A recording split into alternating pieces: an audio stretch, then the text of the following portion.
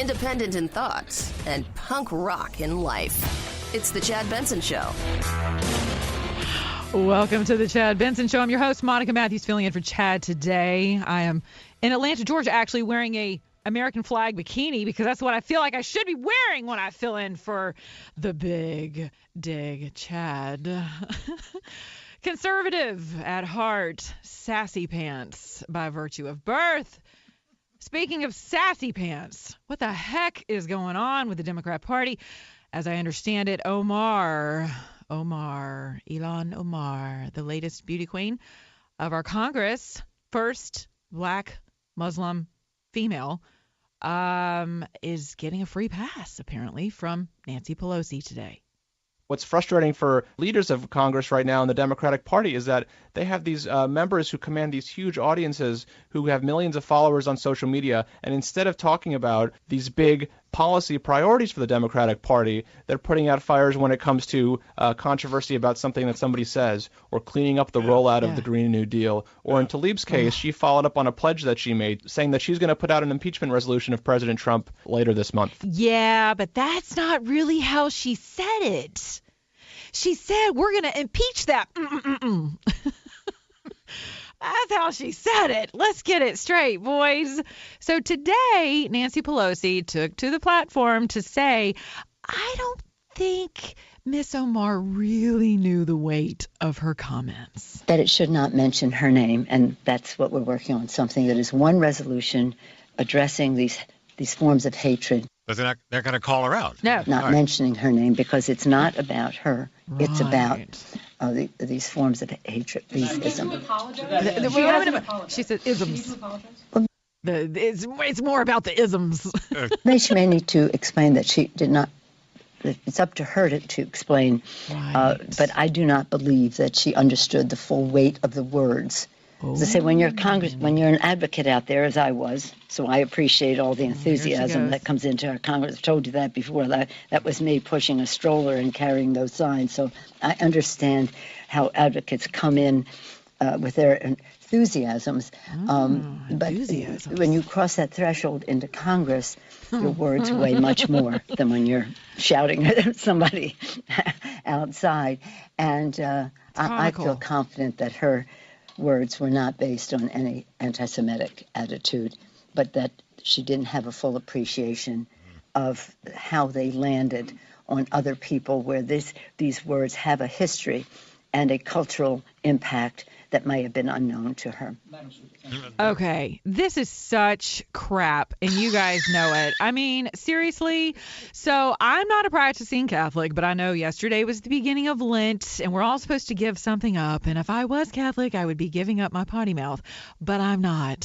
So this stuff literally blows my skirt up. Like I can't, because I'm going to tell you why. Because the double standard is what it is. Okay, a little less merciful whenever it came to Steve King, who was stripped of his committee assignments because of something a reporter said he said. Not what he actually said, but what he said he said. Okay, so a little bit of fact checking on the New York Times misquote of Steve King. Here's the allegation. In a quote attributed to him by the New York Times, King is alleged to have wondered when the phrases, quote, white nationalist and white supremacist and Western civilization became offensive, suggesting to some that he does not view the first two terms as disparaging. Here's the deal, folks. I'm white and I'm a nationalist. I love my nation. I do not subscribe to white to supremacy anything. Nothing. I mean, and I live in the South. You can't tell me we don't have a black supremacy issue going on down here. Sorry. I live in the cradle of the civil rights movement. You would think that we had moved past this by now. I'm proud of our country, and I am a nationalist. It's a word that hasn't been used too much. Some people use it, but I'm very proud. I think it should be brought back. Look, the minute that came out of his face, I took to Twitter and I was like, oh, hell, it's so on. We've just created like the new witch hunt for the president. You can't say nationalist and be a white male. Like, just listen, that's not cool, right? Okay, so King's response to this allegation, I mean, this is New York Times reporter just listening to this, making gross assumptions, okay? He says he has consistently disputed the interpretation, maintaining that he was simply trying to ask when the phrase Western civilization had gained a pejorative connotation, an assertion that is supported by the remaining section of the Times quote. He says, we discussed the changing use of language in political discourse. We discussed the worn-out label of racist. God, amen to that. And my observation that other slanderous labels have been increasingly assigned to conservatives by the left, who injected into our current political dialogue terms such as Nazi, fascist, white nationalist, white supremacist, Western civilization. How did that language become offensive? That's how the conversation went. And it was taken completely out of context and by a mere allegation, by an assumption, by the twisting of words, this man was stripped of his committee chairmanship. That's an issue. It's a big issue. It's a double standard. For the life of me, I have friends who are Jewish, and I'm like, I don't know how y'all do it. I don't know. I have no idea how you can pledge allegiance to a party that is as clearly, grotesquely, blatantly supporting anti-Semitism across the country. It is astounding to me. Now, so I think we should go over some of the lightweight tweets and thoughts of Omar, because this goes back to 2012.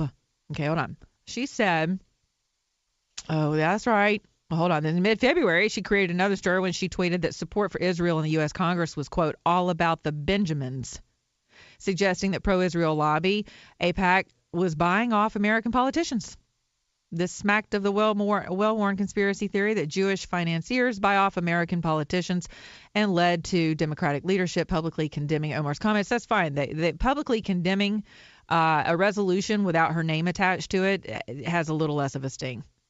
She should be removed from this committee, from the Foreign Affairs Committee, immediately. I mean, it should not even be up for debate. Matter of fact, in my humble opinion, she should simply be removed from Congress and take Miss Smarty Pants with her, Miss MF with her.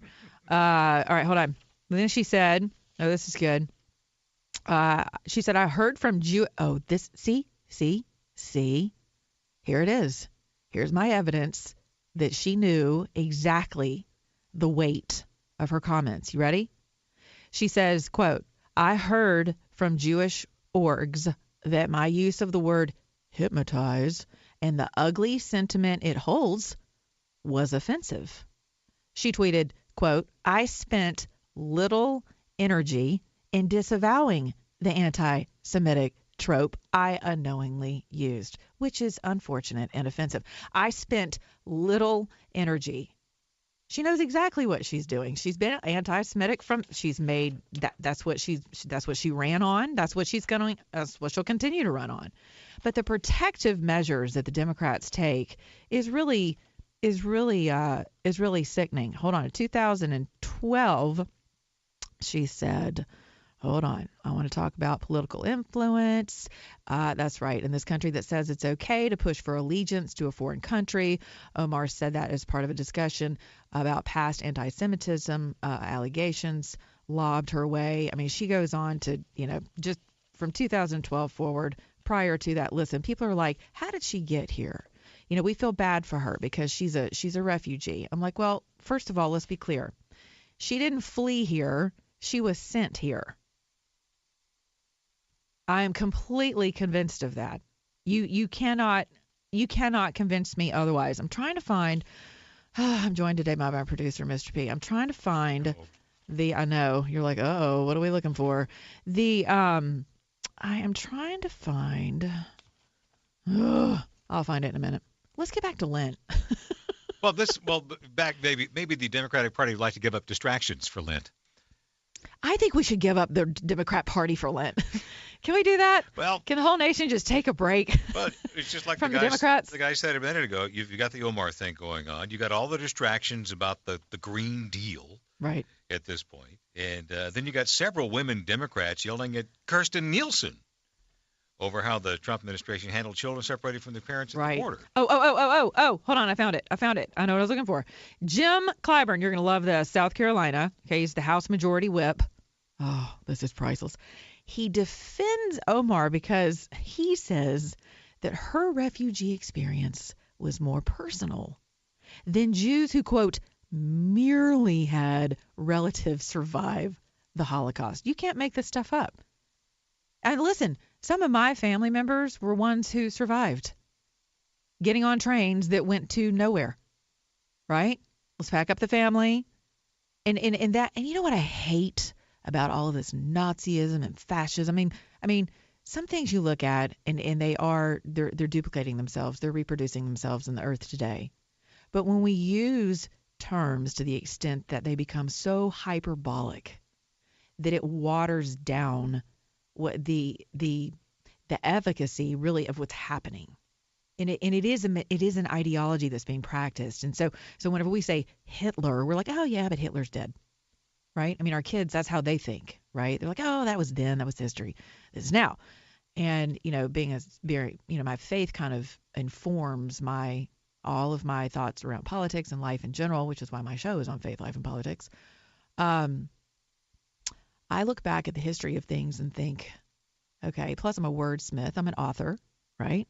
So so the power of the weight of words is very important for us to take to heart and not allow those things to become diminished by virtue of tropes, of hyperbole, of grand, gestures that people throw across the bow in the way of, oh, they're fascists, oh, they're Nazis.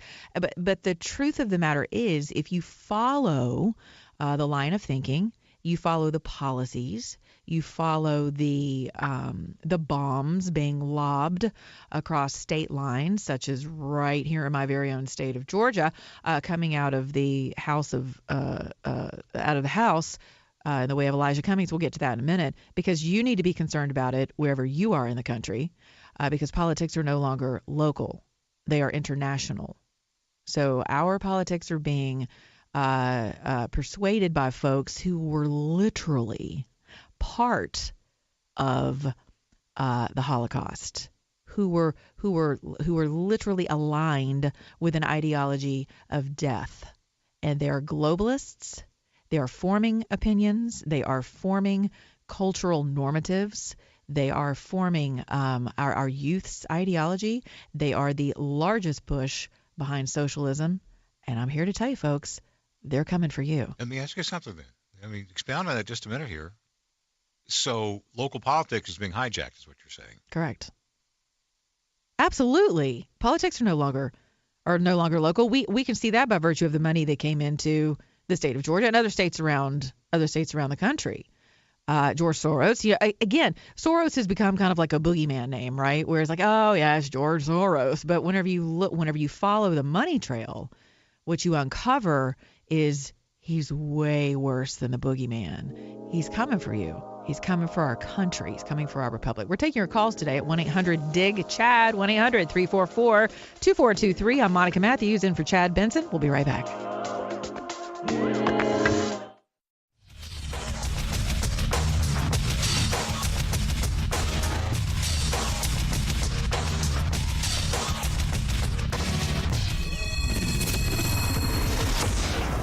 Chad Benson Show, where we make no apologies, although we do say a few Hail Marys and Our Fathers now and then. Amen. Amen. This is Monica Matthews filling in for Chad Benson today. Let me give you the correct phone number. It's 844-344-2423. DIG-CHAD, 844-DIG-CHAD. Love to hear from you if you want to chime in on these heated conversations. Speaking of, this is really sad. So a national treasure has some bad news.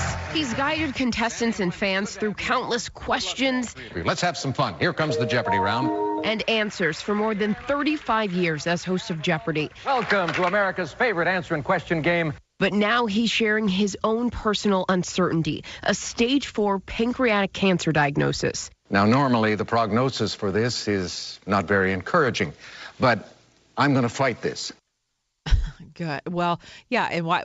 Go on. Why did he say he's going to? This is actually very, very typical of Alex Trebek. I've been on set with him several times. I plan to beat the low survival rate statistics for this disease. Truth told, I have to, because under the terms of my contract, I have to host Jeopardy for 3 more years. Amen, Alex. Whatever it takes, man. We've got you in our prayers. And I just spoke with a buddy of mine who actually produces Jeopardy and the Wheel of Fortune last night, and extending my thoughts and concerns and prayers. And he said, you would never really know it working with Alex. He's just going on about his business. He looks great, but you got to know the left never misses an opportunity to divide the country. So this is something that CNN's Chris Cuomo decided to comment on today, and he says, in a time that is all about what is keeping us apart, we got tough news today about someone who has always brought America together, literally for decades, Cuomo said. Trebek is a major asset to our culture, not just to the game show.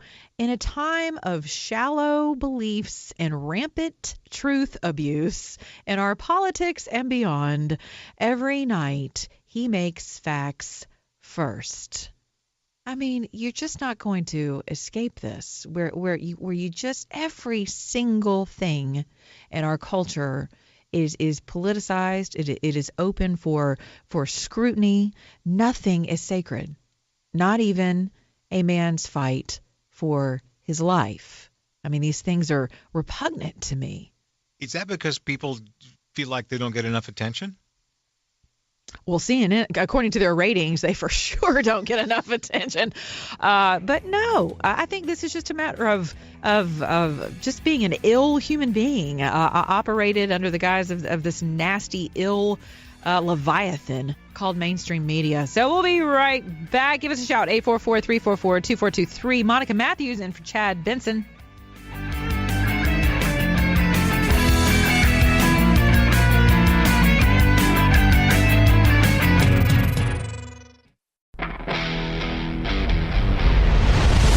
The Chad Benson Show.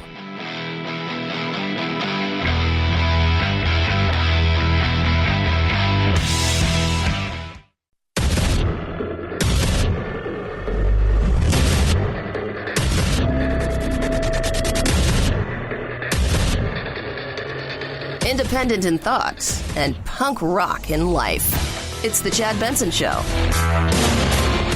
Welcome back to the Chad Benson Show. I'm your host, Monica Matthews, filling in for Chad today. Just when you thought the world couldn't get any crazier, oh, here we go. We've got Brett Kavanaugh. Now, Justice Kavanaugh back in the headlines. The Atlantic staff writer Spencer Kornhaber saw a pair. I could stop right there. Kornhaber, whatever. Tomato saw a parallel between the. This is astounding. Saw a parallel between the artist repeatedly accused of child molestation, that would be R. Kelly, and Kavanaugh's 2018 testimony where the judge denied that he had sexually assaulted Dr. Christine Blasey Ford when they were teenagers. The Senate confirmation process was contentious and emotional. That process is over.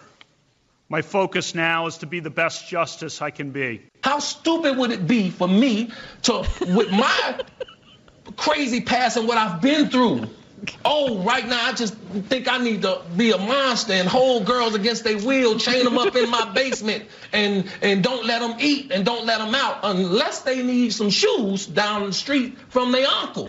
I'm getting the connection. A little less like Brett Kavanaugh. But more. Okay. The Supreme Court is a team of 9. Yeah. And I will always be a team player on the team of 9. Well, I want to watch. I want to see. I hope I can watch. I didn't do this stuff.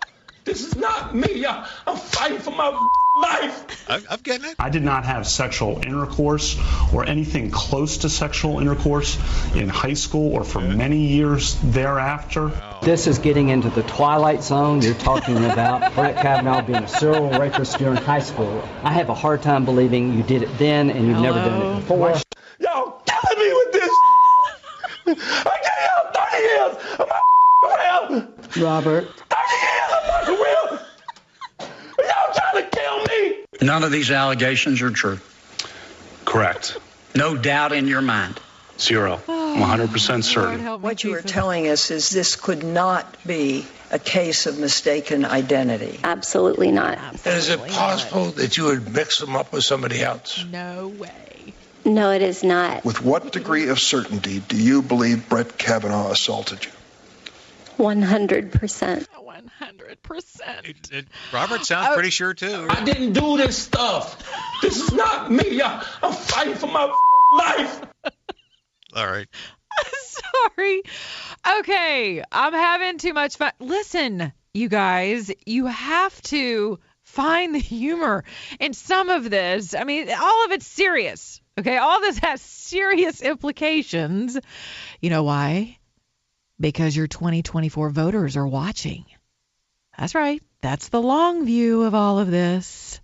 Our babies are going to be voting for the socialists right after Trump's reelected. So this stuff matters. But who makes a comparison like that? He says the closet comparison here might be to the hashtag #MeToo target now on the Supreme Court. Kornhaber wrote when analyzing Kelly's outburst, the substance of what the two men have been accused of differs vastly, but their responses and the cultural scripts they draw upon rhyme. Brett Kavanaugh shouted about Christine Blasey Ford's allegations as being unfair, given the life he's lived, while Kelly argued that his previous acquittal meant the present allegations were also unfair. Stop it. Okay. That's not what he said. Do we have audio from where he's like, I beat my past. I beat that former rep. And I was like, dude, like if you're innocent, the one thing you don't want to use are terms like, I beat it. Okay. That is R. Kelly. For those of you who are like, what the heck did I just listen to? R. Kelly is an R&B singer. He is someone who discovered the R&B singer Aaliyah, who you might remember died years ago in a very small plane crash off of the Bahamas or Jamaica. And R. Kelly had a lot of #1 hit. I mean, he's a well-known R&B artist. I'm familiar with him because I too am a Grammy-nominated singer and have voted for R. Kelly in the past and voted on the Grammys. So listen. I know my people can be crazy. I'm just telling you, musicians, hello, we come from the world down under. So this guy, do you have it? Okay, listen. They're trying to add all of this stuff now to that, to make all of the stuff that's going on now feels real to people. But the past is relevant with you with underage girls. Absolutely no, it's not. Why? Because for one, I beat my case. Okay. When you beat something, you beat it. You were acquitted. We can't double jeopardy me like that. You can't double jeopardy me. Hold on. The best part of that is Gayle King going, you were acquitted, Robert. You know, like she's trying to bring him back into a place of like, please don't punch me in the face right now because I'm just trying to do this interview. So he loses his cool and she's literally like, Robert. It's like Mueller. Like, you know, she's trying to bring him back to reality. But this is how the left thinks. I mean, if I were Brett Kavanaugh, I would sue The Atlantic over this. I'm serious. I mean, I just would. I'd be like, talk about defamation, libel, although he is, you know, a public figure. We've already gone over this with, you know, the poor kids on the, with the MAGA hats, you know, and people are still going down over that, by the way. Yep. Had that attorney on my show. That was interesting because he's like, we're coming after people who don't understand the constructs of libel. It's a real thing. You can't run around the world defaming everyday folks and think that you're going to get away with it, even as a news agency, right? Well, clearly these two are not, although, I mean, maybe R. Kelly could claim it. I don't know. But really, you're going to align a dude who, quote, beat his allegations, beat his indictment, beat the charges. And here you have the lady interviewing him going, Robert, let's use the right terms. You were acquitted. He'd be like, you can't double jeopardy me. Sounds slightly different from how it went down with Brett Kavanaugh. But these things have, grave social implications. Your children are watching. This is all they know is the court of public opinion. They watch it on crappy platforms like Facebook. You want to move over to Facebook? You want to talk about Facebook? Oh, why don't we? Let's do that. Let's do that. I'm still in prison in Facebook. I'm in Facebook prison. So you can't find me. You can find me on Facebook, and I can see you. I'm like in a fishbowl. I call them social media internment camps. That's what they are. And I'm currently being observed by the Zuckerberg clan. I use that word intentionally with a K. They're awful. Talk about fascists. We're like North Korea. You guys just don't know it. So when you're in Facebook jail, let me tell you how this goes down. You ready? When you're in Facebook jail, you're just like living in a fishbowl. Like you can look out and you can see everything that's going on, and you're like. Wait a minute. You can see what everybody else is saying about you? You can see what everyone else is saying about you. They can post on your wall. They can talk trash about you. They can love you. They can be like, happy birthday. And you're like, oh, okay. And you want to say something. And you can't. You can't. It's like duct taping your mouth. Okay. You are in a fish bowl. No matter what you can't even like something. It's so cruel, really. That's like being in a prison cell next to McCormick and Schmidt. Exactly, right? And all you're going to get is like the slop, and you get to watch the lobster roll by. So some of you are like, oh, what'd you do? I'll be happy to tell you. Because I'm conservative and a patriot like that. So, and I'm just unabashedly proud of my faith, things that really make me who I am and my country, okay? So there's a dude. So I'm a singer. And on my Facebook page, the Monica Matthews, you can go find, there's only one of me, thank God. You can find me there, but I can't respond. So if you like my page, I can't respond to that either. But you can like my page.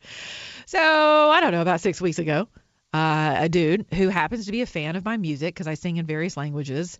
And my music is a big hit in the Middle East, especially in like Iran and Iraq. Okay. But these dudes have no idea what I sing about.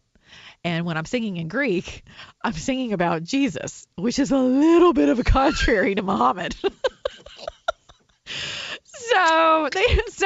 And don't let me show up with like an Israeli flag on my back, which I've been known to do at a couple of pro-Israel rallies. And they're like, what? What are you? So they come after me, man. Like they legit will threaten my life, my daughter's life. I mean, this is just kind of like everyday stuff for me. So I'm like, all right, whatever. So, but I was referring to our old girl, Omar, and her affinity for female genitalia mutilation. And I said, well, being a female, I'm not a Christian. And really, you don't even have to be a Christian. Just be a female that has a brain. That sounds a little less like something that I would want to partake in or, subject my daughter to.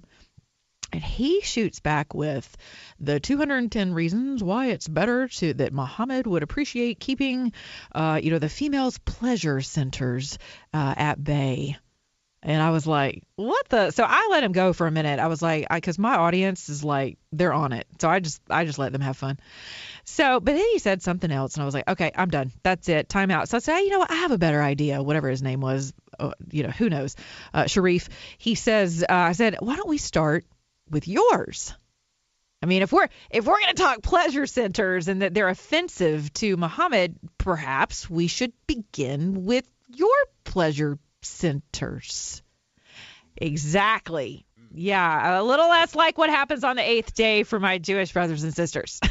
So he didn't like that. So he reported me to the Facebook Popo. So I'm busted for like 12. I'm like in jail. People bringing me cakes and pies, and I look horrible in orange, and I'm there for 24 hours.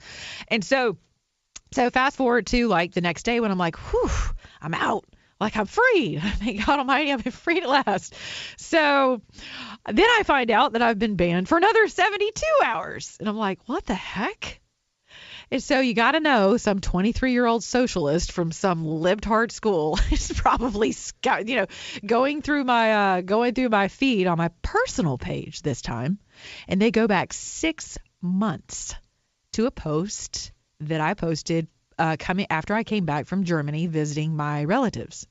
And I was like, man, this is like Germanistan over here. Like, it is not even the same country that I remember as a kid and like my whole life. My mom's from Germany, first generation German.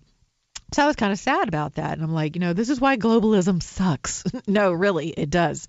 Because there's no assimilation. It's just come as you are and bring all your crap with you and ruin our country.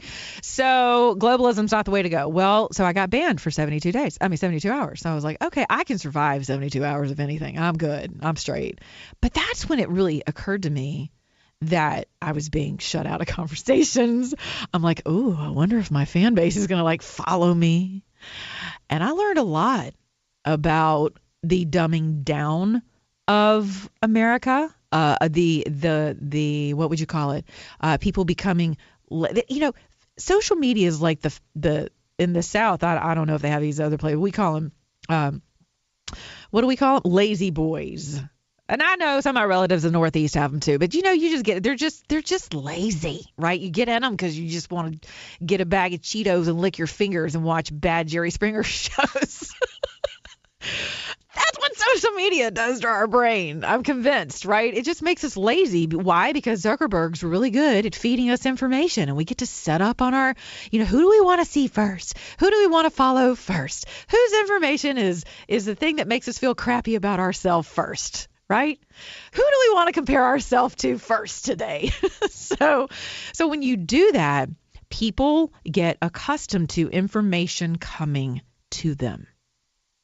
And what I've learned the hard way, and I'm calling it big fat BS on Zuckerberg, on Jack over at Twitter, and I understand it's freedom of speech, and I understand that it's a private entity, and I've actually defended them for years regarding the private entity argument, but I'm in business with these dudes, like. You have my credit card on file. Like I'm a storefront owner a business owner in your plaza. So you can't just walk by one day and say, oh, I think your mannequins are too fat and we're just going to turn off your lights, right? And then my audience goes away.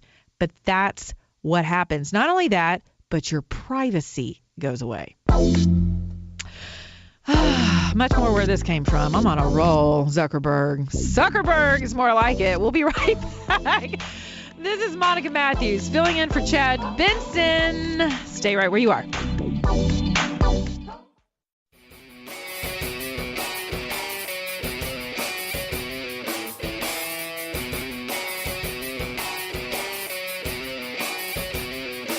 Being antisocial sucks. Hang with Chad's friends on Facebook, The Chad Benson Show. And if you just need some alone time, head on over to Twitter at Chad Benson Show. Either way, we can't wait to meet the real you. Clearly, Chad Benson hasn't been locked out of Facebook. This is Monica Matthews filling in for Chad Benson, and I am in Facebook hell. That's right. I'm in the lower purgatory rungs of Facebook internment camps. Listen, hilarious. So I go to check, I get this message because I told you when you're in Facebook jail, you can see everything going on around you, but you can't respond. It's kind of like living with duct tape on your mouth. Living in a fishbowl, right? And so I get this message from apparently one of Chad's listeners. So I want to address this on the air because I can't tell you, hey, thanks, man, on Facebook because I'm not allowed. But Dale Dance, thank you for your message. I appreciate you, man. I'm glad you're enjoying the show. I love filling in for Chad's show. Cool audience, and I love hearing from you guys after. And great conversations ensue. So appreciate you. Just know I'm not ignoring you. I'm a little bit I'm imprisoned at the moment. But what did Lady Gaga say about social media? Oh, this came up after the people thought that she and Bradley Cooper Oh yeah, we're doing the love on the Oscars. People started saying like, "Oh, they must be in love." First of all, like social media, quite frankly, is the toilet of the internet. Yes, it is. We actually agree on something. What it has done to pop culture is just like abysmal. And yes, people saw love, and guess what? That's what we wanted you to see. Yeah, hello. It's called acting, America. So, yes, that's abysmal. Boy, I finally agree on something with the lady who wears meat dresses. Amazing talent, though. Can't take that away from her. But now Zuckerberg is promising that if you just let him hold the cookie jar. The goals, he says, include making sure no one, not even Facebook, can see your messages that can disappear after a certain amount of time, and making sure any data that is kept is secure. Right. During the break, I was trying to think of like a really clean analogy. It's impossible. Like, I can't. So I'm just going to leave it alone because I'm going to get myself in trouble, and I don't want to do that. Having a blast, talking about all kinds of things. Faith, Life, Politics is my show. Filling in for Chad Benson today, taking your calls at 844-344-2423, 844-DIG-CHAD. Give us a shout. Monica Matthews in for Chad Benson.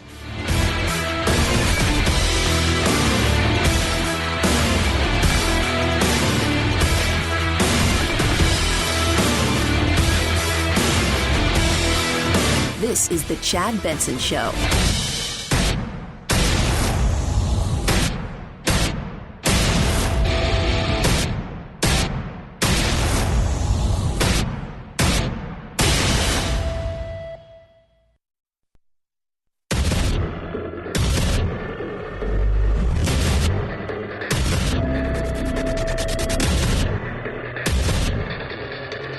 Independent in thoughts and punk rock in life. It's the Chad Benson Show.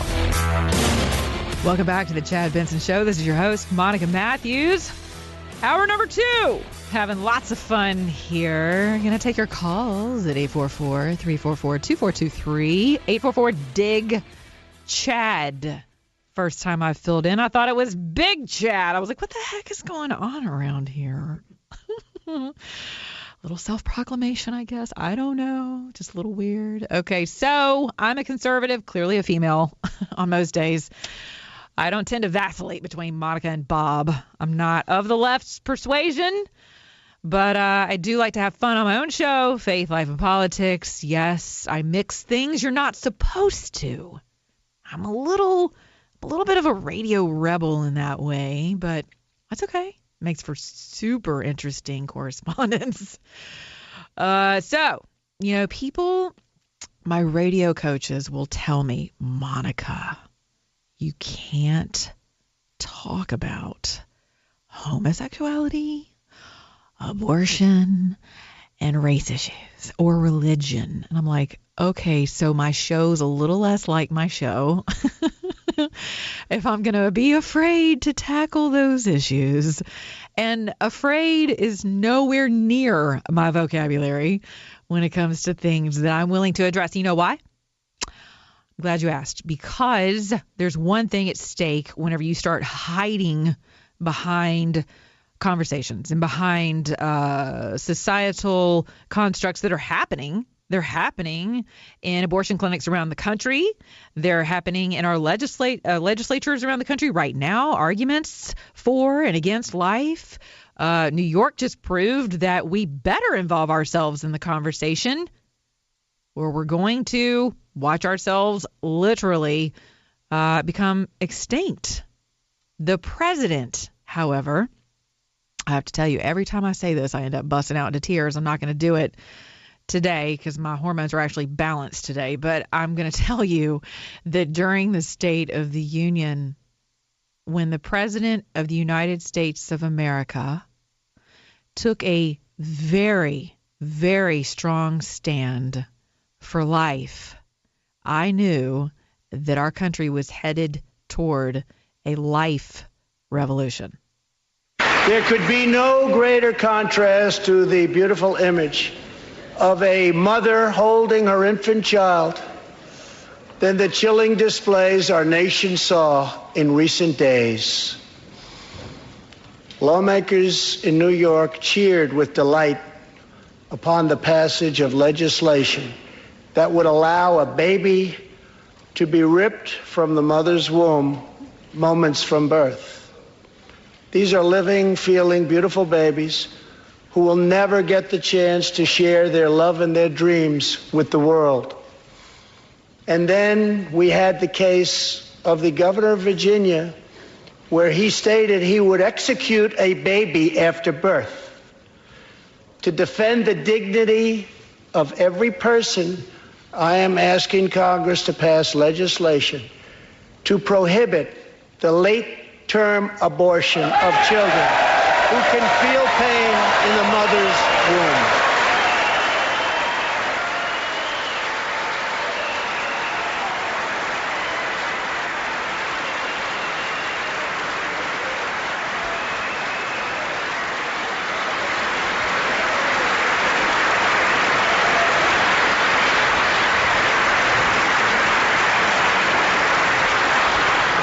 Let us work together to build a culture that cherishes innocent life.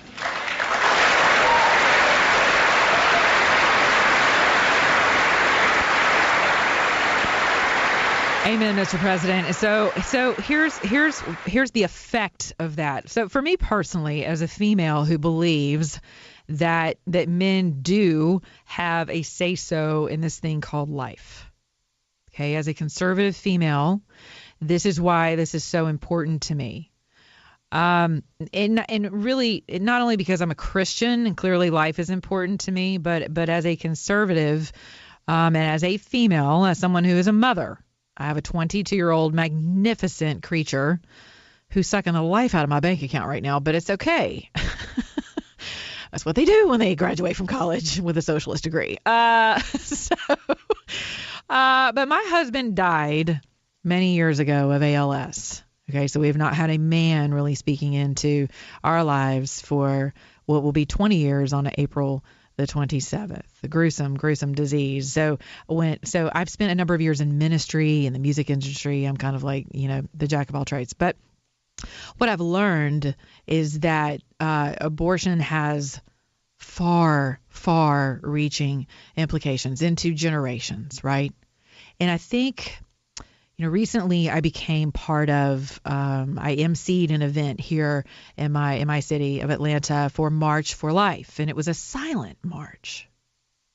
And the way that the media portrayed the march was an anti-abortion march, because something I'm sure you discerning people have discovered by now is that the left's ability to skew anything contrary to what it actually means is really their goal.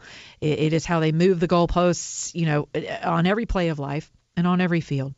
Keeps people confused, keeps people angry, keeps people at odds, defensive, guilty, and worse than anything, it keeps people silent, right? They're really good at guilting men, particularly. If you're white, God forbid. If you're a male, awful. I mean, there's not a war on women, by the way. And I'm a chick. There's not a war. And I'm in a male-dominated industry. Nobody's at war with me. No one can stop my ascent into whatever I seek, and I seek with excellence. No one can stop that. I may have bumps along the way, and I do deal with a lot of men. But can I tell y'all something? Here's a plug for my bosses and my coaches in radio, my programming directors. They have, without doubt, made me the woman I am today in my career, without doubt. And they have fostered an environment of support where they don't let me slack, and nor would I. But they've given me a voice, and they're not afraid to exercise their voices on the landscape of my professional world, right? But when it comes to social issues, men are silenced. And I have never been prouder of this president all economic, all the engines, the trains going on the right side of the track. They're all full steam ahead. Minorities in employment rates and all of that, all-time highs, tariffs, the North Korea goofy, all that stuff's going well.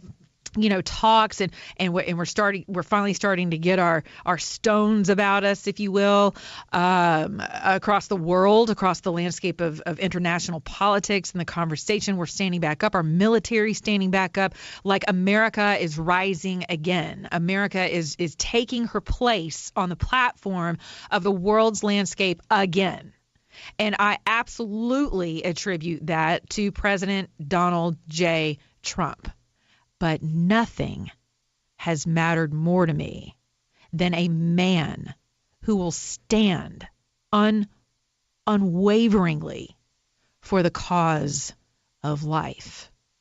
And something, I just discovered this today, and I was like, there it is. Not only in my state of Georgia has our legislature taken up a heartbeat bill, which we didn't think we'd ever see that come to pass in the state of Georgia, even though we're in the Bible Belt, whatever the heck that means. Like I don't even know what that means anymore. But the Republicans champion the heartbeat bill. It has made it out of our House. Now it has to cross over. We're right here at crossover day in our state legislature. It has to cross over into the Senate. Mm-hmm. Well, actually, it's up for a vote. Okay, it's made it out of the committee. So yes. It's up for a vote in the House. It's got to make it over to the Senate and out of the Senate. Can I tell you what the women of the left did today in response to that? And let me tell you something.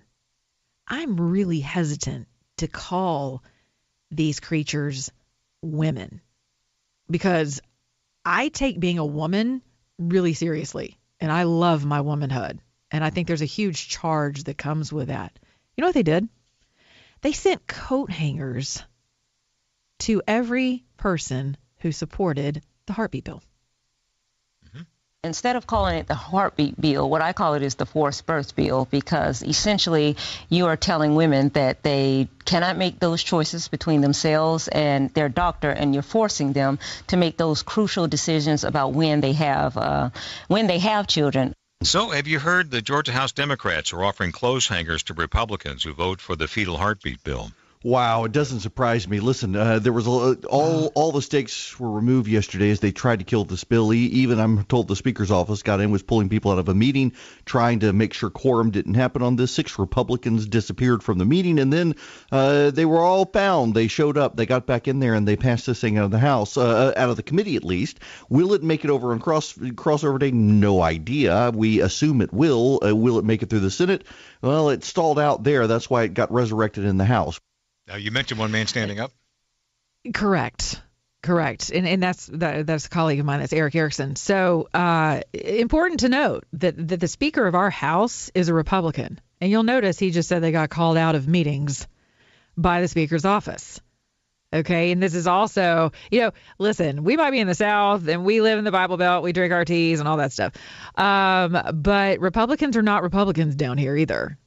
Large in part. I mean, that is a very known sin of ours here. And so for men to actually stand against women who would stoop so low as to send a coat hanger with the House bill number written on it.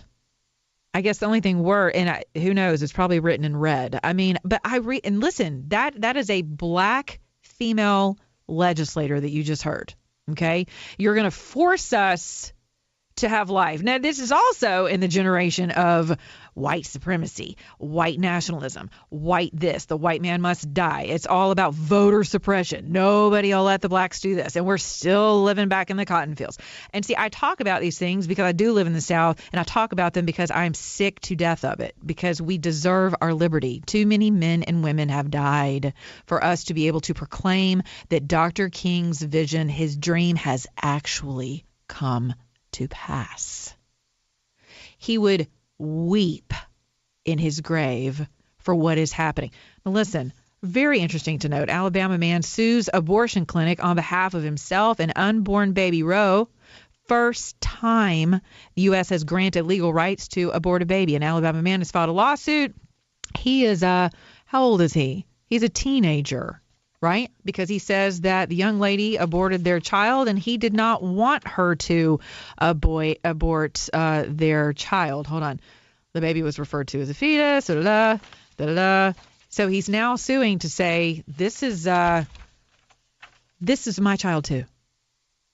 This is my child too. And I'm telling you guys, I think the president has opened the door for this. I think he has paved the way for men to finally feel like they have a right to speak to life. Listen, folks, not only do you have the right to do so, you have the right to heal from all of this mess. You have the right to cover women.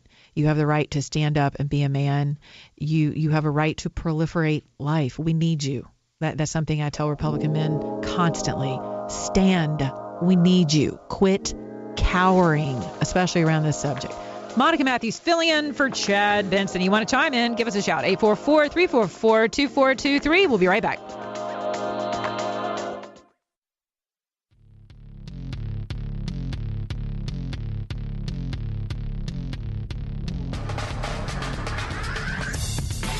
Serving up talk radio medium rare and dripping with irony. It's Chad Benson. Welcome back to the Chad Benson Show. This is your host, Monica Matthews, filling in for Chad today. Something I covered last hour that I want to kind of review again because some of you may not know who R. Kelly is. I think being a musician, sometimes I just take for granted that some of you guys know who that is. But in pop culture, he's an R&B artist. Many accolades. He's also been accused of holding women against their will, a number of them. Mm-hmm. Right? And failure to pay child support, which is why, well... Oh, yeah. He's okay, in something worse than Facebook prison right now. Publicist Daryl Johnson says R. Kelly wasn't planning on going to jail when he arrived at court Wednesday after failing to make a judge-mandated child support payment. He came here to make some arrangements, what he had. I think it was $50,000 or $60,000 that he was willing to pay. And in the end, nobody wins. The kids still don't have any money. So at the end of the day, he's locked up. Andrea and her kids, they still don't have anything. Johnson says R. Kelly has to pull together the entire payment of $161,000 before he can be released. They hope he'll have that money before Wednesday of next week. Okay, now you have to ask yourself, so how do you end up broke, busted, and disgusted after all these years in the music industry with #1 hits, tours? This is before the 360 deals, so this dude got to keep all of his touring money, by the way.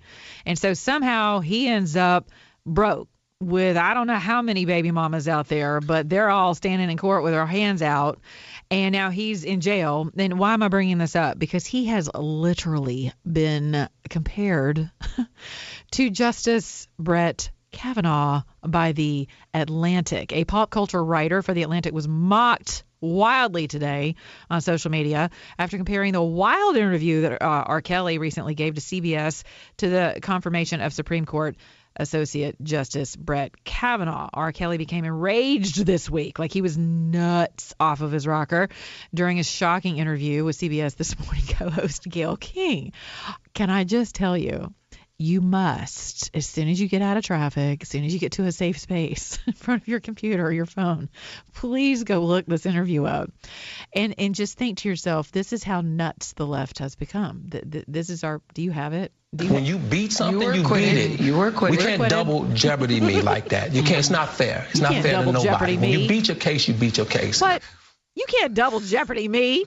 And look, and he's like, beat. She's like, no, dude, seriously, you really want to use the term acquitted?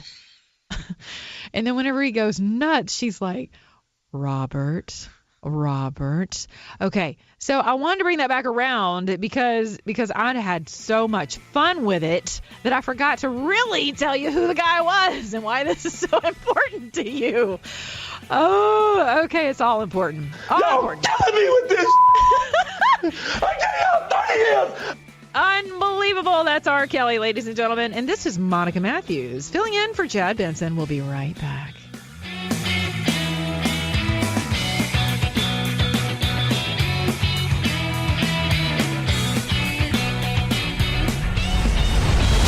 The Chad Benson Show.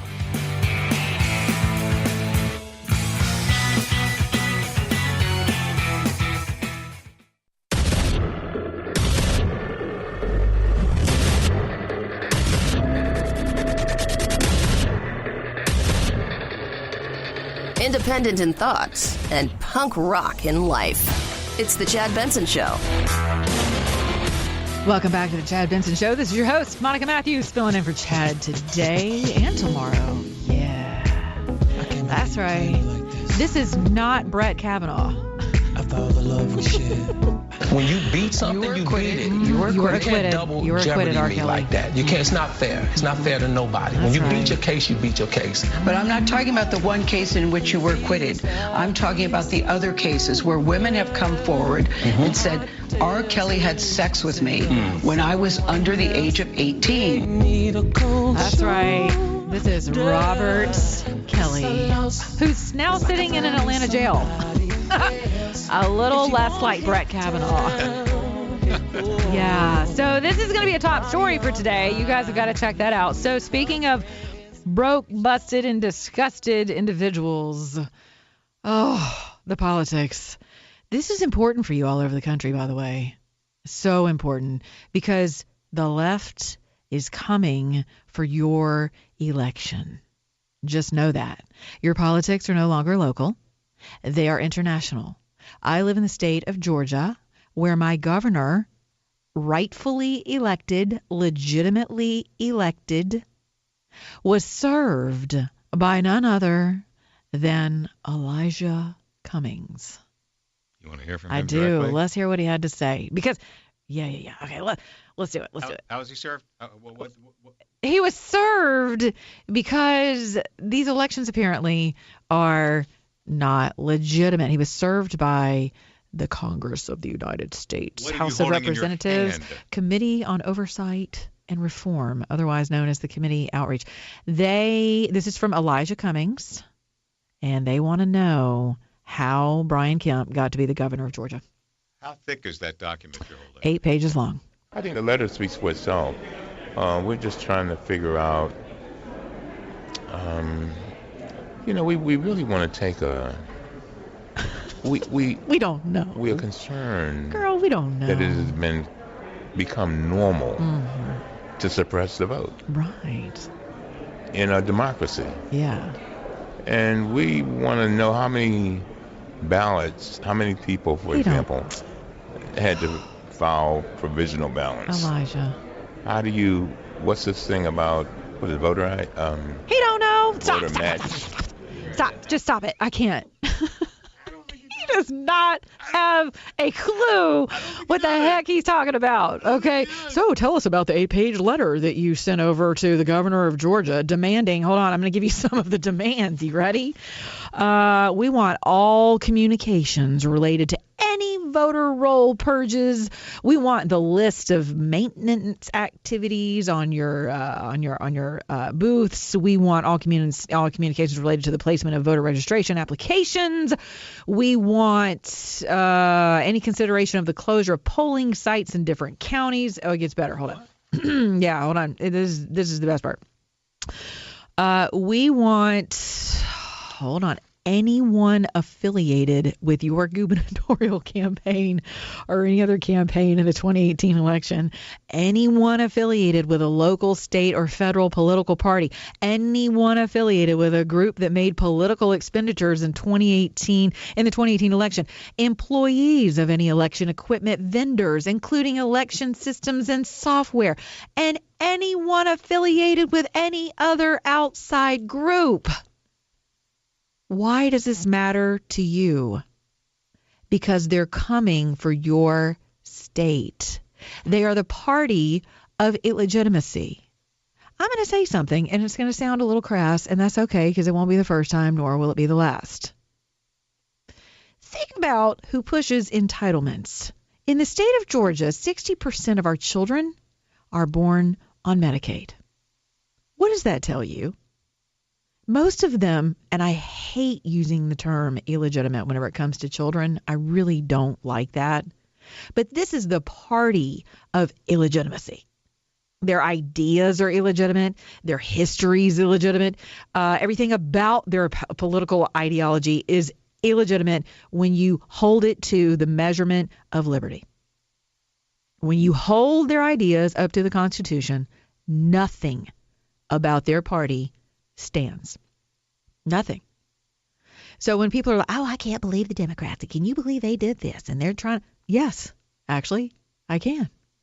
Because you're dealing with an orphaned group of individuals. They have nothing, certainly are not, most of them are not, well, I'll leave that alone. But if you're looking to the Constitution as the bedrock of your ideas and how things work and how we've actually overcome such a tumultuous beginning, horrible beginnings with regard to what we did to fellow humans and countrymen. Awful. No one's arguing that. No one could ever defend it. It's not the first time in history it's happened. It won't be the last. But we refuse to forgive the past in this country. So we carry that offense into every single conversation, every policy, every veto of border security, every BS campaign slogan. This right here is nothing but a campaign on behalf of Stacey Abrams, who, according to Hillary Rodham Clinton, should be governing the state of Georgia right now. Nope. Sorry. And this is the real deal, Holyfield. We had the largest turnout in history. Stacey Abrams really rocked the vote. I'm just going to tell you, she did. They had more registered voters than ever before. We extended polling times. On election day. And I'm not talking about just people who were already in line. I'm talking till 11 p.m. People still. Let me tell you how the Democrats do it in the South. I don't know how they are everywhere else, but they rent buses and they get together with, people who own funeral homes, who have those those awful. You people in Chicago know what I'm talking about. They've got the extended limos and the big old cabs, and you can fit like 20 folks in there, and they run around to old folks' homes, the disenfranchised, in their, in like John Lewis's district and people like that.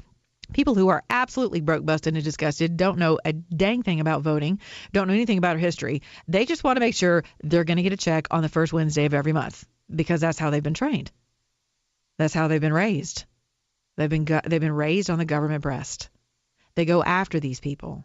They convince them they're disenfranchised. They convince them that they need the Democrat Party.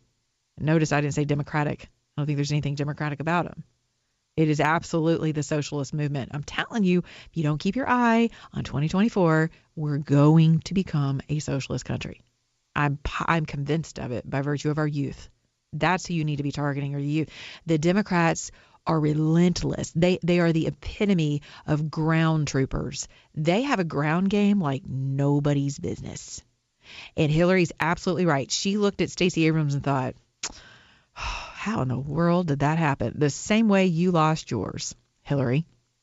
Total providence as far as I'm concerned.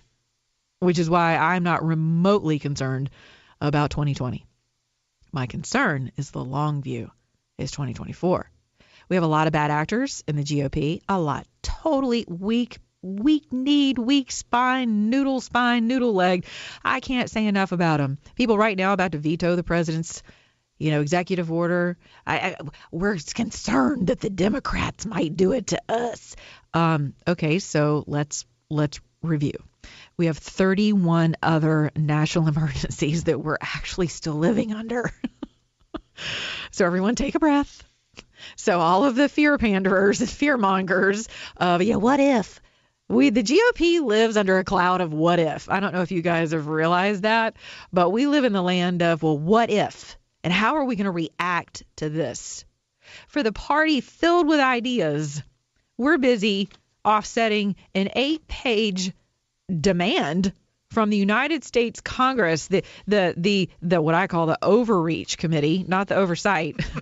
We should sue Elijah Cummings at this point from the state of Georgia for the mere accusation for overreaching into our state's elections. Butt out. You have no business in our state's elections. We've already settled the matter. Stacey Abrams is not our governor, nor will she ever be our governor. But she's jockeying on an international landscape, folks, and your elected officials are going to do the same thing. They're coming for your elections. Why? This isn't a battle for our party. This is a battle for our republic. It is that simple. And it is that serious. And you have got to get engaged and help drain the GOP swamp, which a lot of people are swirling around the drain right now. And our president could use your help. The fact that we have 2 anti-Semitic Muslim women in our United States Congress who have essentially taken the place of CARE, the Council on American and Islamic Relations, a.k.a. Legal jihadists in the Obama administration. They have effectively taken their place in our hub of liberty. That should tell you something. The long game for this country is going to be a fight between liberty and oppression, between your ability to speak freely and being silenced. I'm in Facebook jail right now. I just laughed my butt off about it during one of our segments. I'm poking fun, but the reality of that is that we're already in China. We're already in a governed speaking environment. You don't believe me? Ask Laura Loomer. Ask Alex Jones. And listen, I do not wear a tinfoil hat. Okay, I'm not an Alex Jones fan. There's some things when I'm like, okay, fine, I get it. Other things I'm like, dude, you need to lay off the ganja or so whatever it is you're smoking, because that stuff's just weird. But doesn't mean he should be silenced. Bank accounts frozen. Do you understand? This is how serious it is. China right now holds their people to a social standard where if you don't behave and someone tells on you, you're going down. You can't travel. You can't purchase goods. You are silenced. You will be incarcerated. We don't think that can happen. And until the GOP gets up off of their knees and will leave behind this practice of walk 5 paces, kneel, and shout that we're about to fire in our dress whites, we are going to be crucified on this battlefield. We just will. The last man standing is going to be Donald Trump. I mean, and to me, that is by sheer providence. And that's my faith informing my politics. There's nothing particularly hokey pokey about that, or what are you looking at me for? What have you got over there? I'm enjoying everything you're saying. Really am. I want to hear more about what Elijah Cummings had to say to explain this letter that he signed. Okay, here we go. Let's go back to Elijah. Got a biblical name. Match. Right. It's got to match up the name, the signature. We want to know more about that. We want to know more about... That was a pregnant cough. How many were balanced? I got you. We want to know more about how many ballots were left on the floor. What? Of the polling place. None. They never got even counted. None. We are headed down a road where our democracy is slipping into darkness. Because if you suppress the press, you suppress the vote, you do the things to pull the very fiber and foundation out of the CIA, the FBI, the Office of Government Ethics, the EPA. Hey, he's on a roll. Yeah. Now we're going to trees. At some point, there's so much more. At some point, you got to say, where are we going?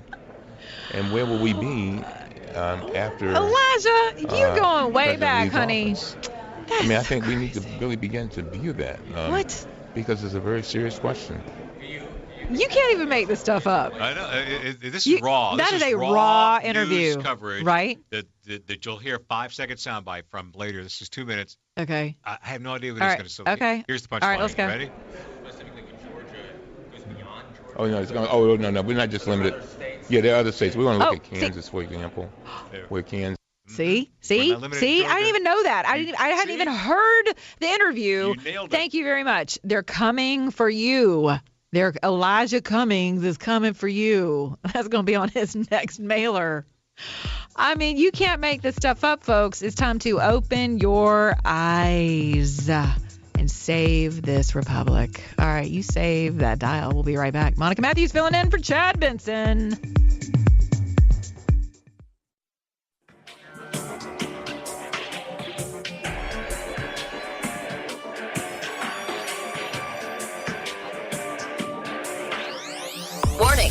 no snowflake zone. Uninformed opinions are in danger of melting. The Chad Benson Show. Amen to that. No snowflake zone. I'm no snowflake, and I bet you're not either. This is Monica Matthews filling in for Chad Benson. So we were talking about, being shut out of the conversation and just kind of the overarching, the brother's eyeball looking over everything. I'm currently in Facebook prison. Some of you have experienced the same thing. You got to be careful. The algorithms will get you, is what they're telling you. And I'm like, well, actually, the algorithm's probably like a 23-year-old socialist who just graduated with like a poetry degree or something. I don't know. But the number one question I get everywhere I speak for public engagement is, Monica, who do we get our information from? Who do we trust? Well, here's an example of one more person being shut out of the conversation.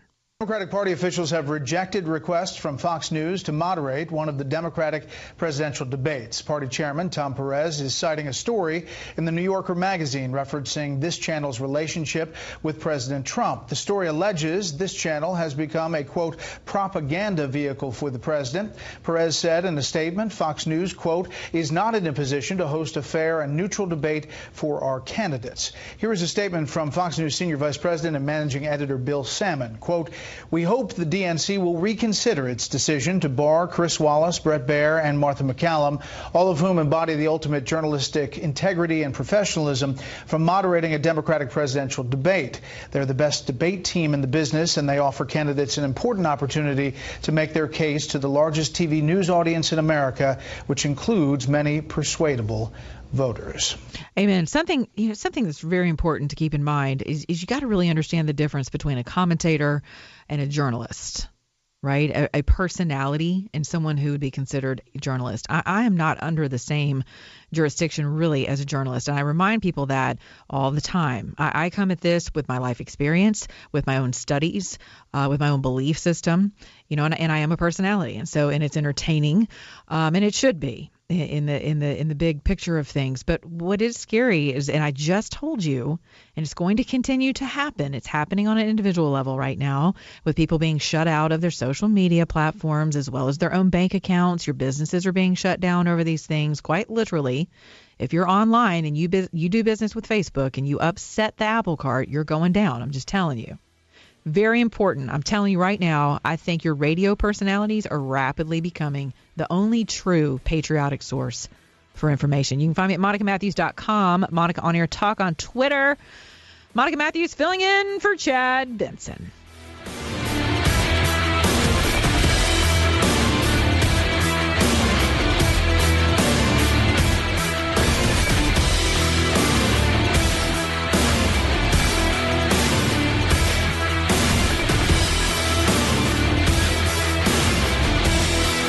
This is the Chad Benson Show.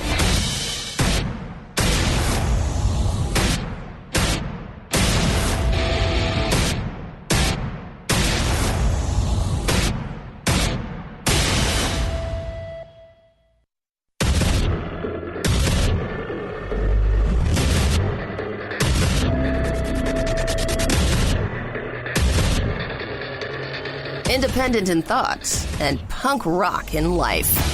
It's the Chad Benson Show. Welcome back to the Chad Benson Show. This is Monica Matthews in for Chad today.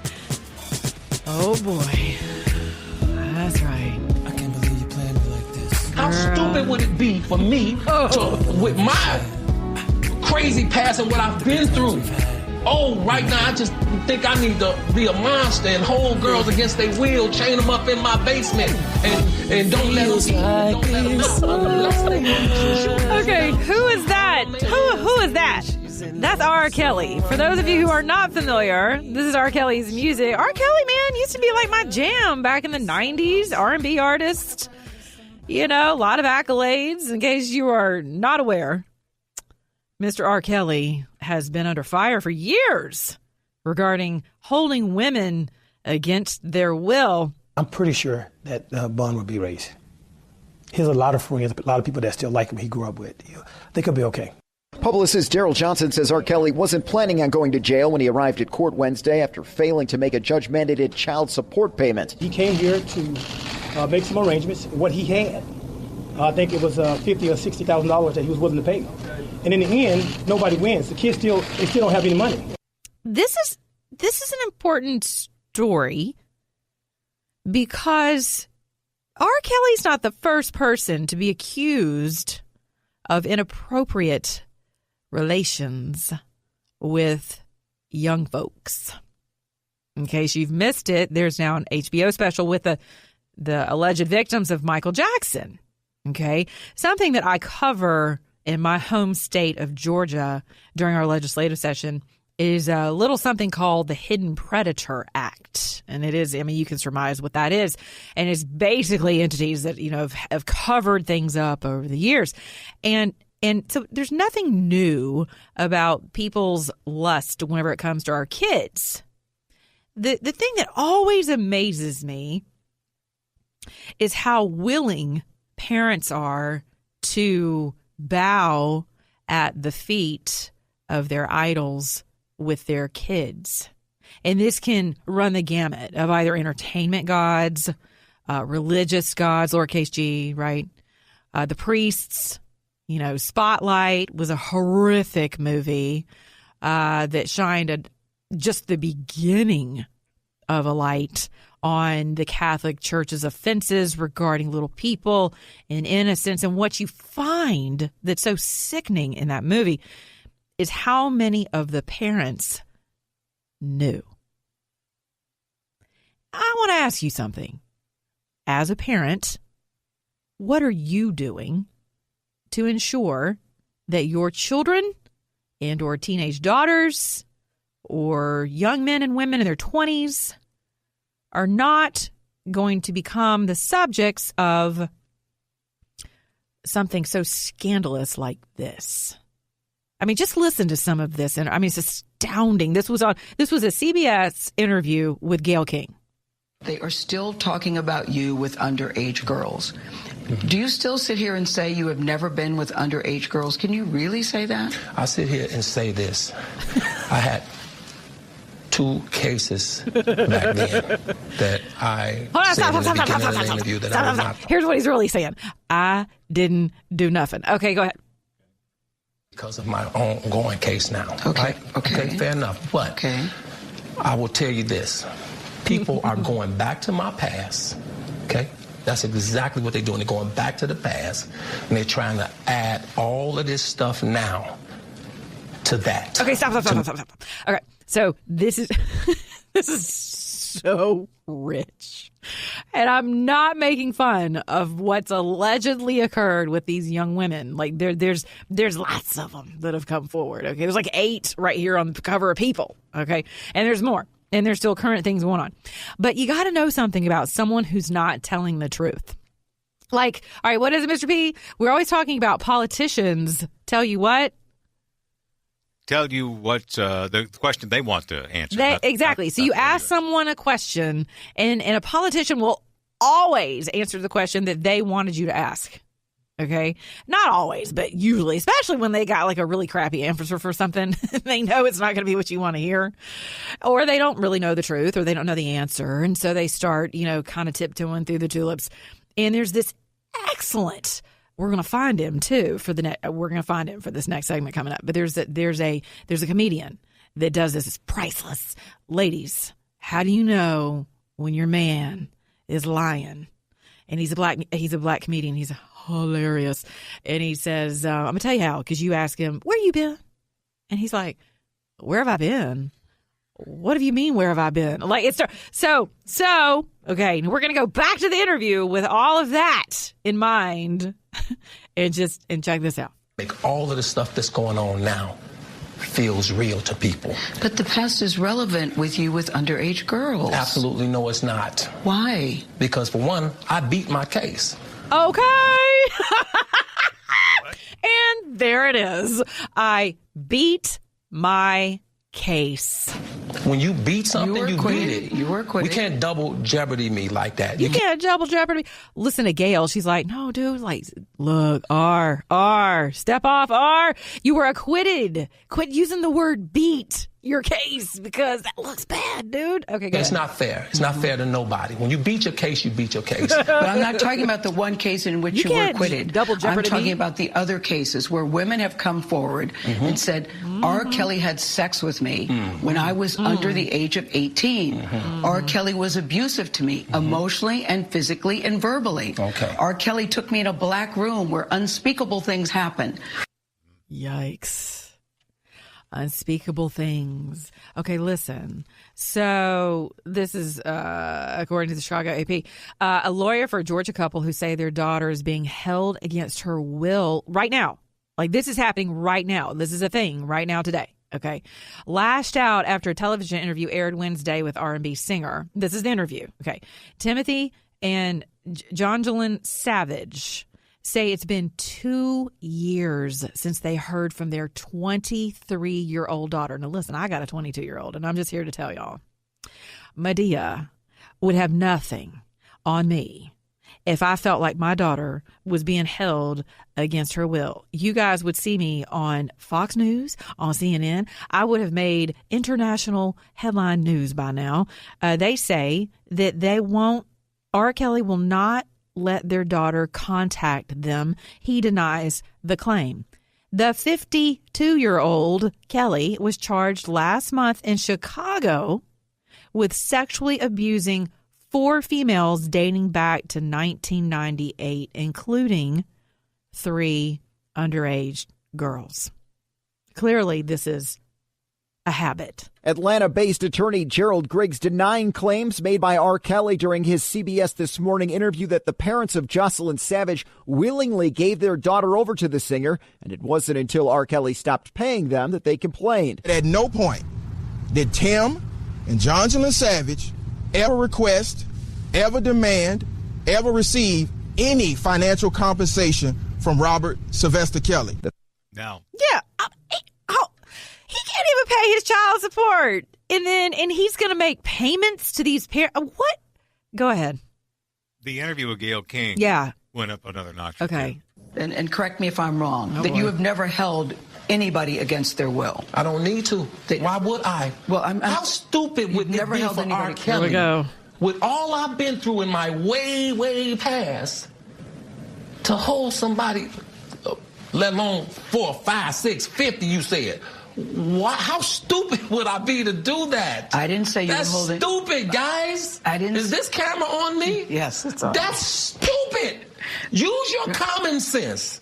Don't forget the blogs. Forget how you feel about me. Hate me if you want to. Love me if you want. But just use your common sense. How stupid would it be for me to, with my crazy past and what I've been through? Right now. That sounds like an admission. I need to be a monster and hold girls against their will, chain them up in my basement, and don't let them eat and don't let them out unless they need some shoes down the street from their uncle. What? Stop it. Y'all quit playing. Like, quit playing. Robert. I didn't do this stuff. This is not me. He's out of his chair. He's out of his chair. Here we go. Yeah. Here we go. It's Robert. Yeah. Oh, well, let it go. Let it go. Well, that's about all I've got, except for this. Y'all killing me with this. I gave y'all 30 years of my What the? Robert. 30 years of my Y'all trying to kill me. Wow, dude. Gail's like, Robert. Sit the hell down, Robert. That's what I be saying. I be like, excuse me, producer, somebody come help a sister out right now. R. Kelly has lost his mind in that interview. If you have not seen it, I'm laughing because it is so ridiculous. This is someone completely out of his mind, over the top, right? And you don't have to be some FBI investigator to see that. I mean, it's just, but I'm going to bring it back to this. How many of you guys would have gotten in your car by now to be like, look, we know where you are and we're coming in? Because if I think my daughter's in that house, she's not going to be in that house for long. And I am a mother of a 22-year-old, and I have been a part of the music industry. I'm a Grammy-nominated singer. I voted for the Grammys for years. I'm here to tell you, my people are crazy. They are this crazy. When grown men are sitting on your HBO television saying in the special saying, no, we know we said this as kids because we didn't know. We thought it was love. And, people are. Listen, excuse me. It is part of the fallen human condition. This is not a black issue. This is not a white issue. This is not a rich issue or a poor issue. This is part of the fallen nature of man. But I'm going to put it back on parents again.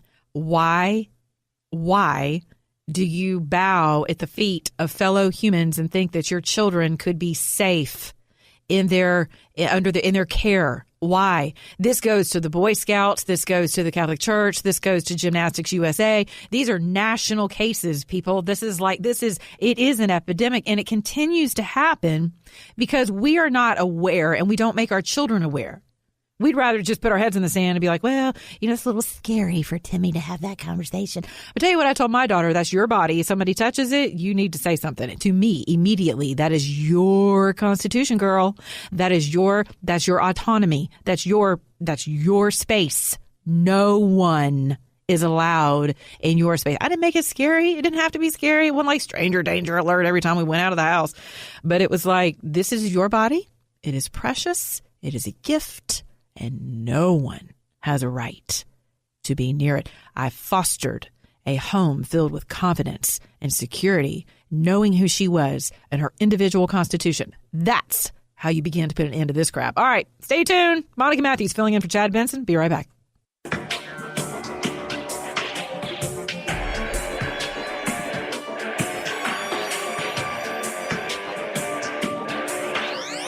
Warning, no snowflake zone. Uninformed opinions are in danger of melting. The Chad Benson Show. Welcome back to the Chad Benson Show. I'm your host, Monica Matthews, filling in for Chad today. So it seems that the party of illegitimacy is on yet another witch hunt. All these people are basically hell-bent on issuing a lot of subpoenas to get to the administration and perpetuate this investigation. Correct. That is former White House counsel Ty Cobb. So every time I say his name, I think of a baseball player. You should. I should. That's awesome. Okay, so speaking of throwing out some pitches, so listen, this should not surprise us. Okay, this is the party of illegitimacy, and I mean that quite literally. When you think of the recipients of entitlements across the nation, I want you to think about those who are fatherless, right? And who's most interested in doling out entitlements and keeping people on this mental midgetry plantation. That's why you have a Blexit. Candace Owens will tell you that they're leaving the plantation of the Democrat Party because it is an enslavement camp. The only person who can provide for you victims of all of these years is the government. And people who don't know any better because they are quite literally born into poverty and destruction and cultures of death, they buy that. There's an entitled attitude that comes with that. And so in typical narcissistic fashion, what the left does is they take their narrative that they accuse other people of, and that's who they are. It's not a position. It's who they are. They are illegitimate in this country. How can I say something like that so confidently? Because legitimate sons and daughters of our republic stand for liberty. That's how you know us. That's our fruit. That's how you judge us, by our fruit, whether or not we're standing on the principles of our Constitution, which is the Constitution of what? Liberty. That Constitution has been amended. We have, which is a testament, I think, to our ability to reserve our right to change and to move forward in even more of a capacity for freedom, right? Our civil rights movement, very important. But we have a pretty good foundation for the past couple hundred years, 241 to be exact. So, we're doing pretty good as cultures go, as civilizations go. But we're teetering And this is how they're perpetuating it. They're still using women to do it. Something is very wrong when one party is systematically and deliberately trying to stop millions of Americans from voting. Accusing Republicans of historically suppressing votes of poor and minority communities and pointing next door to Georgia. Stacey Abrams should be governor, leading that state right now. Abrams claimed that her Republican opponent had used his position as Secretary of State to suppress voting and ease his path into the governor's mansion, a claim that Governor Brian Kemp denies. Fun fact, Hillary. The Supreme Court ruled that Georgia, along with other states, can target people who have not voted over a specific period of time. And it also helps protect our voter lists. So this is a Supreme Court ruling. This is not a Brian Kemp ruling. This is not a white male Republican ruling. You know, those guys trying to govern your reproductive systems. That's not what this is. Those are lies. Illegitimate claims, the party of bastardization and illegitimacy right there out of the face of the Jezebel herself, still trying to run our state and the country into the ground. All right, it's been a real pleasure filling in for Chad today. I've really enjoyed you. You can catch me on Twitter at Monica On Air Talk, the Monica Matthews on Facebook when I get out of Facebook prison. MonicaMatthews.com, iTunes, and Stitcher, and WSBRadio.com. And as I say at the end of every one of my shows, if you're an American, act like one. The Chad Benson Show.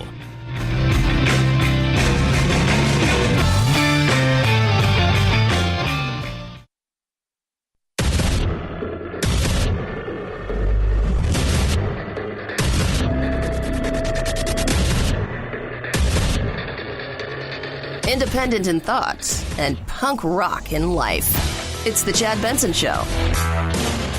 Hey, welcome back to the Chad Benson Show. This is Monica Matthews. The question of the day is to be or not to be vaccinated. Fraudsters and charlatans. That's how the Senate Health Committee chairman characterized people who claim vaccines aren't safe. Internet fraudsters who claim that vaccines are not safe are preying on the unfounded fears and daily struggles of parents, and they're creating a public health hazard that is entirely preventable. At 18 years old, Ethan Lindenberger defied his anti-vaccination mother and got vaccinated for preventable diseases like polio, measles, and mumps. Today, he's helping raise awareness about the dangers of opting out of vaccines by testifying in the Senate Health Committee hearing examining the outbreak of preventable diseases. In fact, this is kind of interesting here. It's the World Health Organization identifies vaccine hesitancy as a top 10 global health threat now. Right next to pollen being racist. Okay, so this is going to be hard for me to like rapidly answer, other than I will say my colleague and I, Monica Perez, kind of see eye to eye on this whole vaccination conversation. So let me pop up a chest of drawers for you, because this is how I tend to analyze and kind of come to, come to my own understanding of something and this is how I formulate my opinions on things. So, you've got facts and you've got data in one drawer, and then you've got, the overreach of the government in another drawer. Then you've got, then there's health and the fact that vaccinations, may not be of the devil in another drawer. And then you've got, God provides, healing and prevention through science in another drawer. And then you've got, but God can heal providentially without science in another drawer. Okay, so there's my chest of drawers. I'm a mother. There's a drawer. Another drawer is that I have been through a healthcare issue with my daughter due to high titers of the MMR, which is your measles, mumps, and rubella. Okay. And then another drawer is that everyone's body is unique. Everyone's immune system is unique. So I can't be pigeonholed into a, that's just ridiculous. That's dangerous. And that's a threat to everyone, because as you can see, this is how I formulate my ideas around this subject. So I see everyone's conversation. I see that I believe that for you to mandate vaccinations is an overreach. I do believe that. That's my libertarian side coming out. Okay. On the other, especially if you're born in this country. Now, I do believe if you're coming from another country, I mean, hell, it's harder to get an apple into this country from another country than it is for a kid to come over here with measles and mumps and everything else. OK, so excuse me, as a health loving, liberty loving patriot who understands the ramifications of allowing soil, animals, other people, I mean, you can go through your history books and realize that it was disease that wiped out most of the American Indians, not the crazy white man with his, with guns. So so there's another drawer. Okay. But as a mother who, we ended up with double the MMR titers because my daughter's pediatrician told us we couldn't find my daughter's record. And she was going to a summer camp and it was in Greece and it was mandated that she have record of her shot, measles, mumps, and rubella. And I knew she had the shot because I didn't let her miss a shot as an infant because at that time I just went with the flow. That's what I thought you were supposed to do. So that's what we did. Well, we go and we give her another shot so she can go to the summer camp. Exactly 9 months later to the day, her immune system, and actually before then, she started with the bleeding rectally. And it took us over a year to get to someone. Now think about that. Her immune system was already predisposed to autoimmune type things. Ulcerative colitis is not an autoimmune disease. Its origins are not. It presents itself inevitably as an autoimmune disorder, but that's not how it begins on a cellular level. And so it took us years to figure that out. So by the time we get to a, excuse me, one of those, what are the doctors that I told you? A functional medicine doctor who is an actual MD, and she also practices homeopathy and a myriad of other things. She tested my daughter's titers and we realized that they were double, if not triple, what they should have been. And that indication told us that my daughter's immune system, having a predisposition to things of this nature, could have decided that her colon was the enemy of her body. So when I speak to these issues, I believe that all points of this are valid. I do not believe that immigrants should be allowed into this country to assimilate into our school systems without their children being vaccinated. That may sound like I'm talking out of both sides of my face, but I don't see it that way. As a law-abiding citizen who's lived in this country, who may travel outside of the country every now and then, but who, my nutrition is it comes from the soil of this country for the most part. I mean, although we're going to talk about that too. I think you just shot over the bow something about organic food. So, that's where I stand on it, is that I see it. Monica and I see eye to eye on whether or not it could be. My daughter will tell you she believes it's population control. So that's another drawer that some people could put stuff in. Yeah, but notice we don't have smallpox anymore. We don't. But I'll say this. So I have chiropractor friends who have never vaccinated their children, and they have simply manipulated their children's spine since they were babies, and their kids have literally never been sick. Now, what happens if they're exposed to certain things? I have no idea. I have not followed the data. So I cannot comprehensively say and irrefutably tell you, today on the Monica Matthews show that you should forego vaccines. I do believe that there are some religious sects, if you will, who believe to the extreme that God and science are mutually exclusive, to the point where it is evil for you to medicate your child or to seek healthcare prevention or intervention. And that to me is a little woo-woo. I don't subscribe to that. So I believe the peanut was like the coolest thing ever. And penicillin is just awesome. And so I think God's like, okay, hey, cool. Look at another thing I've done. Look at another thing I can do with something like a peanut to eradicate this, and this. I mean, so I good for this kid, I guess. I mean, he's 18, so he's an adult. He can do what he wants. Excuse me. I think what I would take exception to with anyone is painting your own parents out to be crazy. And I love the fact that during his national testimony, he didn't do that. Thank you all for your testimony. Mr. Lindenberger, what year in school are you? I am a senior in high school. When did you start doing the investigation and research on vaccination? So for my mother specifically, I mean, she would vocalize her views on vaccines throughout my entire life. And it was a slow progression to start to see evidence as I would see people,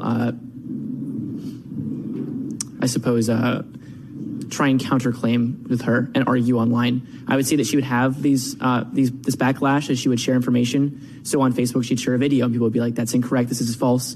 And so as a child, that intrigued me, that people disagree with my mom, and I slowly look into it over the course of multiple years. That's the second time you've used online in your answer. I want to add, does your mother get most of her information online? From what she's presented, yes, either through Facebook or through sites that use the social media platforms like Facebook and other, mainly Facebook. Where do you get most of your information? From not Facebook. I mean, from CDC, the World Health Organization, scientific journals, and also cited information from those organizations like the Institute of Medicine. Trying my best to also look at accredited sources. I'd love to be a guest at Thanksgiving dinner at your house. That'd be a heck of a discussion everybody would have. I know that. Right. That's great. That's Senator Johnny Isakson from Georgia. What a respectful young man. I commend him for that, because the media would have you believe that there has to be this big point of contention within the family, and his mother's probably a lunatic and she's one of these no-vaxxers, because that's the world in which we live right now. Everyone has to be separated, and we're divided into the crazies and the non-crazies and the blacks and the whites and the and the female and the men, and that's it. It's like you're either on our team or their team or on the wrong team. Pick a team. And so I love the fact, this is beautiful. I love the fact that this kid made a decision for himself and his health, and he's still on his mother's team. Right? Like, that says way more about his upbringing than vaccinations. The fact that he would take it upon himself to go look for the information. Granted, his mom, I thought that was very interesting that Senator Isakson asked, where does your mother get her information and where do you get yours? Right? To make the distinction. And I love the fact that that kid could have taken that opportunity to really make his mom look like a social media dodo, which most of us, I'll include myself, as parents, we're informed by the opinions, the public court opinion of our social media platforms because we're lazy. I'm just going to throw that out there, myself included sometimes, although this is what I do for a living, so I'm forced to go look for information so that I'm not giving you just an opinion platform. Because it matters to me and I want all sides of the equation, which I think I just illustrated with my chest of drawers and how I come to a conclusion about a matter. And maybe not even a conclusion, because I reserve the right to change, including my opinion. So it'd be great if all of us could adopt that way of thinking about each other and ourselves. So I thought it was interesting that she goes to the, I say we're lazy because Facebook has made us lazy in that regard. And I love the fact that this kid was like, I'm going to take it one step beyond. And I got to tell you, I bet you he saw his mother get her lunch eaten online more often than not from people about, what are you, crazy? What are you, nuts? What do your children eat flowers and dirt for, and I'm telling you, especially if he was homeschooled, because I homeschooled my own daughter. And people in homeschool world are either waiting for the government to bust through their front door with weapons. Their children are either running around eating dirt and worms, and they're going to be flower kids forever. Hold on. Or this is my personal favorite as a Christian. They're waiting for Jesus to descend because everyone in the neighborhood is sinful and they're all going to hell but their family. And God forbid if your children assimilate into anything of the culture of the world. And then there's people like me who I'm just like, dude, the first miracle was wine. Get over yourself. And you just don't have to be that pin up. Like, you don't have to be a weirdo to decide. No offense if you're one of those categories. But to me, that's just extreme. It's extreme. You don't have to be an extremist to homeschool your child. Just look at the government schools, what they're producing. And that in and of itself will tell you, that'll give you every reason in the world why homeschooling is a very viable and wise choice. Anyway, this is Monica Matthews filling in for Chad Benson. Stay with us. We'll be right back.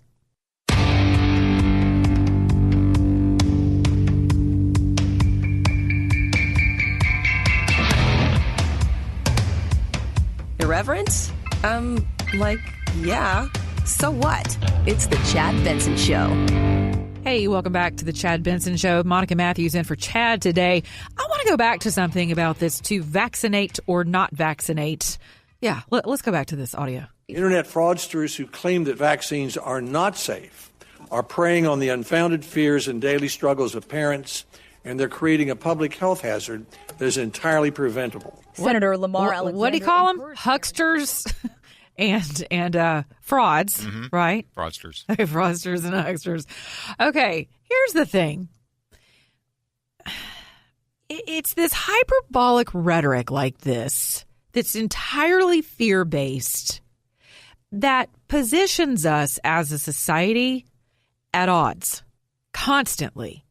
And so I take except as a wordsmith and as someone who has the power of the microphone, I take exception to people who share that same level of power, who don't exercise restraint whenever it comes to expressing concern around ideas and constructs that affect all of us, right? So our national health is very important to all of us.